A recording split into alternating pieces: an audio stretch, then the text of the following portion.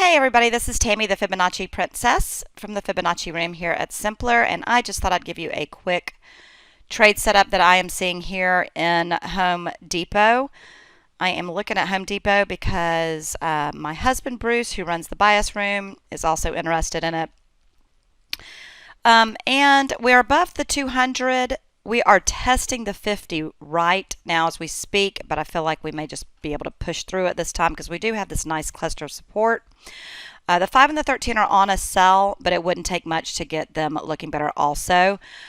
Another reason why I like it is because we are still within this larger swing here, so we are pulling back inside of that larger swing. And of course, as always, you can use that higher target from that larger swing if you would like, but right now the setup I have for you, the pullback, is 320.63 to 324.27. Now, of course, I do want to mention that we're going to have some resistance on the way up at 339.47 to 339.55. So you do want to keep that in mind when you are structuring your trade. And like I said earlier, you can use this higher target of 358.55, or you can use this smaller target of 349.07 if you would like to do that instead.